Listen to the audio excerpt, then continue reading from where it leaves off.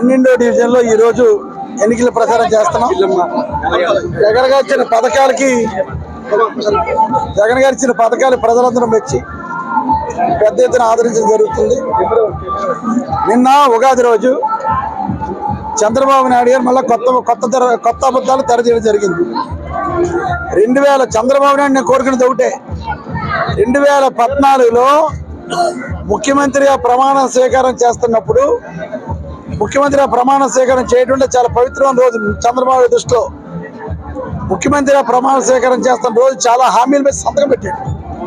మహిళల రుణాలు మాఫీ చేస్తానని, వ్యవసాయ రుణాలు మాఫీ చేస్తానని, చేనేత కార్మిక రుణాలు మాఫీ చేస్తానని సంతకం పెట్టి మోసం చేసిన వాడు చంద్రబాబు నాయుడు. ఎన్టీఆర్ సురదర్ స్రవంతి అని ప్రమాణ స్వీకారం రోజు సంతకం చేసి మోసం చేసిన వాడు చంద్రబాబు నాయుడు. నిన్న ఉగాది చాలా పవిత్రమైన రోజు మళ్ళీ అబద్ధాలు ఆడుతున్నాడు.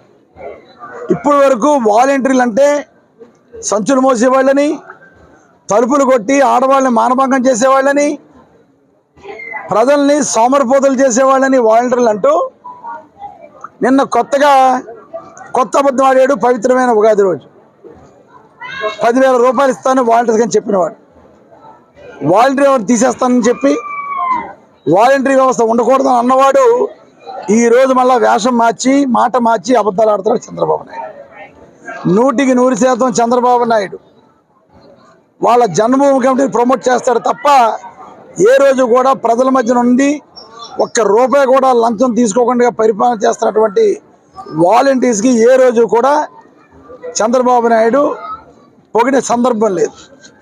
కనుక ప్రజలందరూ కూడా గమనించాలి, వాలంటీర్స్ అందరూ గమనించాలి. మంచి పవిత్రమైన రోజు మళ్ళీ అబద్ధాలు ఆడాడు చంద్రబాబు నాయుడు. ఇటువంటి వాడి యొక్క మాటలను నమ్మద్దని అందరినీ కోరుకుంటున్నాను.